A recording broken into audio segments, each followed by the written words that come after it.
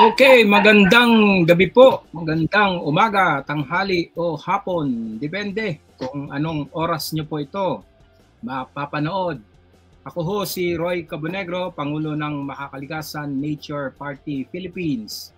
At welcome dito sa ating latest episode ng ating pong kalikasan, lipunan at politika.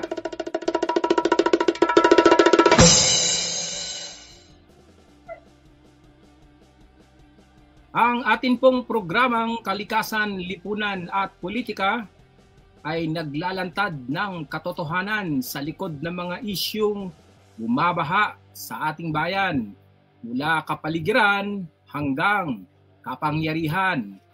Ngayong araw ay tututukan natin ang mainit na panawagan na magbiti na si Pangulong Ferdinand Bongbong Marcos dahil sa malawakang korupsyon sa mga flood control projects. Pero may mas malalim na tanong, kung magre-resign si PBBM, sino ang papalit? At sa ilalim ng ating saligang batas, handa ba tayong tanggapin na si VP Sara Duterte na siya ring may kinakaharap na aligasyon ng katiwalian ang uupo bilang Pangulo?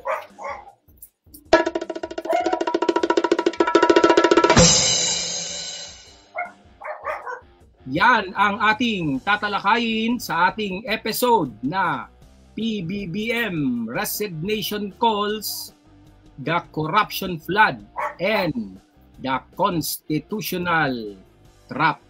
Ito po ang mga maraming dumadaming panawagan ngayon. PBBM, resign now dahil sa korupsyon, floods at accountability.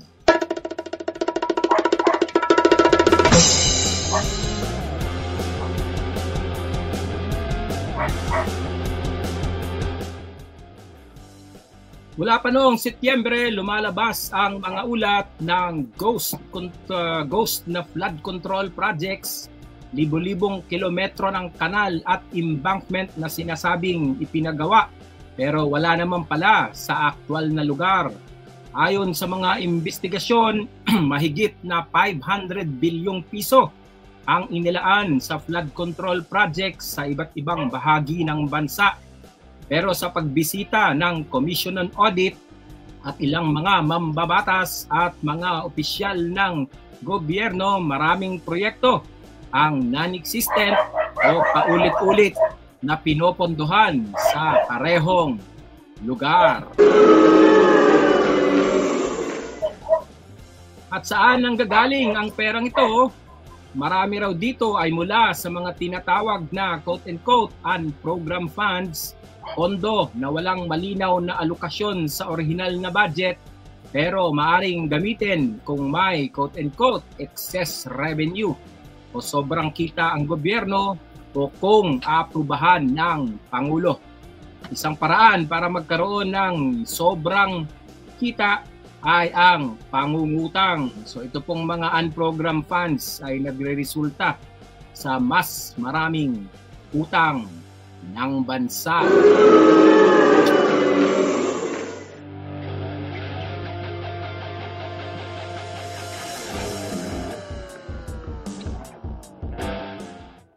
Ang ibig sabihin nito, mga kasama, sa dulo ng lahat, si Pangulong Marcos Jr. ang may pinal na kapangyarihan kung saan at paano ilalabas ang perang ito.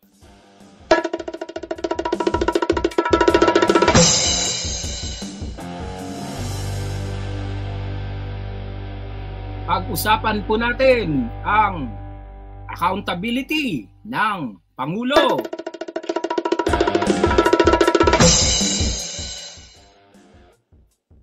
Ngayon, may ilang nagsasabi, hindi naman si PBBM ang gumawa ng ghost projects. Tama, pero sa ilalim ng 1987 Philippine Constitution, Article 7, Section 17, malinaw, quote, the President shall mandatory have the control of all the executive departments, bureaus, and offices, end quote. Kung ganon, lahat ng aksyon ng mga ahensya ay nasa ilalim ng kanyang control at supervision.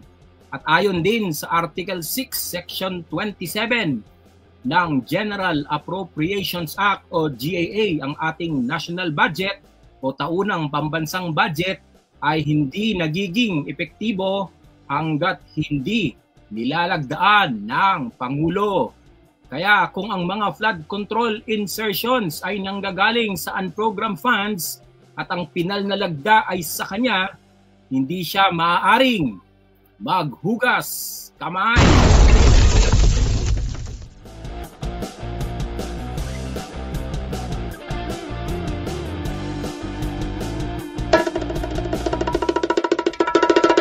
Ang tanong, mga kasama, kung siya ang may kapangyarihang pigilan ito lahat, pero hindi niya ginawa, hindi ba ito isang anyo ng political accountability? Ang panawagan ng bayan, dahil dito ilang mambabatas tulad ni Representative Elpidio Barzaga ng Dasmariñas o ang 4th District ng Cavite, siya ay nananawagan, quote, "For the sake of accountability and public trust, the President should consider resignation," end quote. Sa social media, trending ang hashtag PBB Resign Now habang patuloy ang mga protesta sa Forbes Park at Mendiola. Ngunit mga kaibigan, hindi simple ang tanong ng resignation.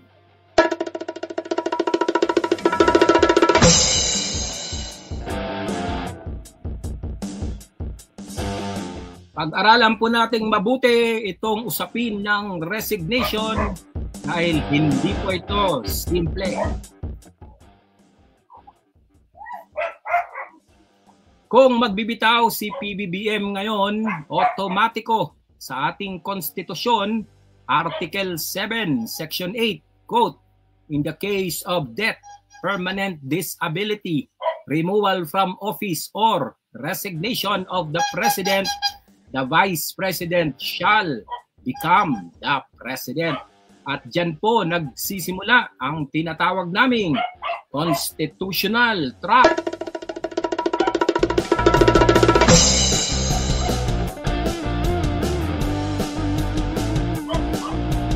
Okay, tingnan nating mabuti itong constitutional trap, mga kasama. Ang papalit kay PBBM ay si Vice President Sara Duterte. Ngunit tanda natin, siya rin ay may kinakaharap na issue ng korupsyon at misuse ng confidential funds. Paumanhin, mga kasama, medyo maingay ang aking background. Ito po.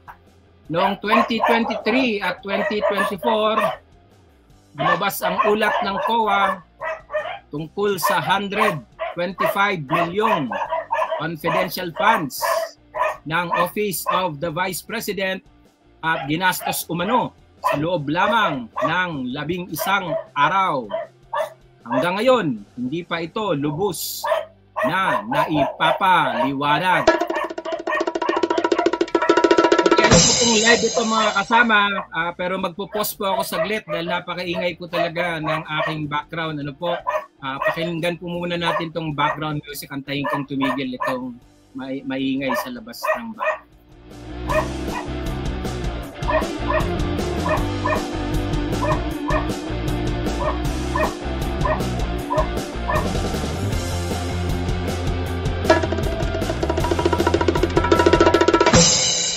Okay, sa pagpapatuloy, mga kasama, kaya ang tanong natin, okay, the constitutional trap, ulitin ko po, no? Medyo naputol po tayo, mahirap pong hindi makakonsentrate talaga, no? Ang papalit kay PBBM ay si Vice President Sara Duterte. Ngunit tandaan natin, siya rin ay may kinakaharap na mga issue ng korupsyon at misuse of confidential funds tulad ng nasabi ko kanina. Noong 2023 at 2024, lumabas ang ulat ng COA, Commission on Audit, tungkol sa 125 million na confidential funds ng Office of the Vice President na ginastos lamang sa loob ng 11 araw. Hanggang ngayon ay hindi pa ito lubos na naipapaliwanag. Kung ganon, kung si PBBM ay magre-resign at si VP Sara ang uupo, napalitan lang natin ang anyo ng problema, hindi ang ugat ng katiwalian.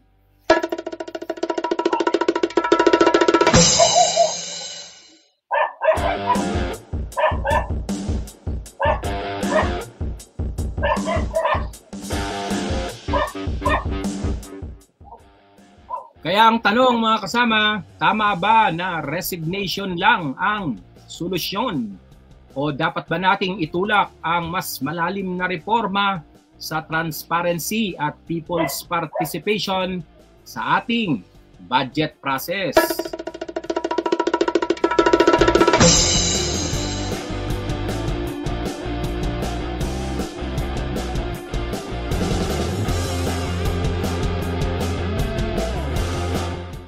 Bilang isang aktibong public interest group, narito ang alternatibong pananaw ng Makakalikasan Alliance. Sa pananaw ng Makakalikasan Alliance sa pamumuno ng Makakalikasan Nature Party Philippines, hindi sapat ang pagpapalit ng tao sa tuktok ng poder. Ang kailangan ay pagbabago ng sistema.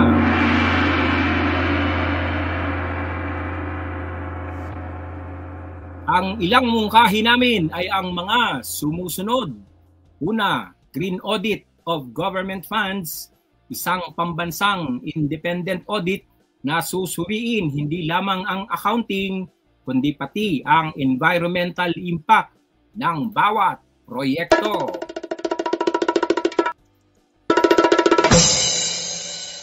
Pangalawa, People's Oversight Committees sa bawat rehiyon. Dapat may mga citizen panel na may access sa flood control data, mapa at gastos.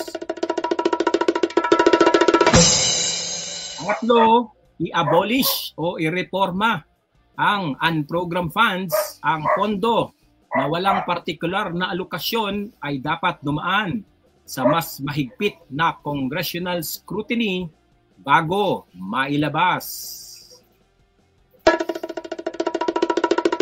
At ang apat sa aming mungkahi, Green Governance Code na magtatakda ng standards sa transparency, participatory planning, at environmental accountability ng bawat proyekto ng gobyerno.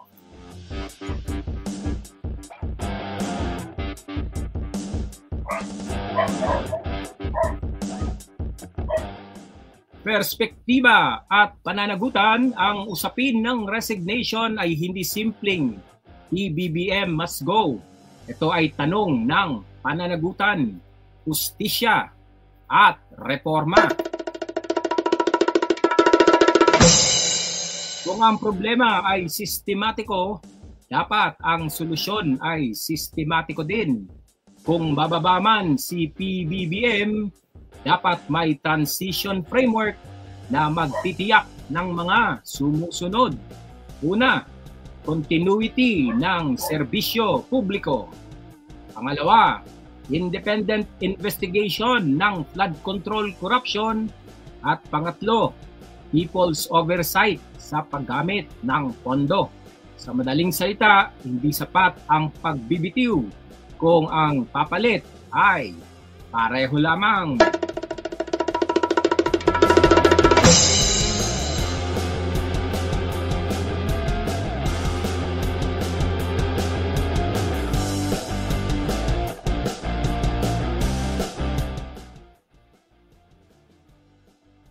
Mga kababayan, tayo ay nasa gitna ng dalawang baha, ang baha ng tubig na sumisira sa ating kabahayan at ang baha ng korupsyon na sumisira sa ating bayan. Ngayon, hindi sapat ang pagdadaing. Kailangang magkaisa tayo upang hilingin ang green governance, ang makakalikasan na pamamahala kung saan ang bawat piso ay may katarungan, may direksyon at may malasakit sa ating mga komunidad, sa tao at sa kalikasan. Ako po si Roy Cabonegro at ito ang episode ng Kalikasan, Lipunan at Politika. Magkita-kita tayo muli bukas sa isa na namang makakalikasan, makabayan at makataong talakayan.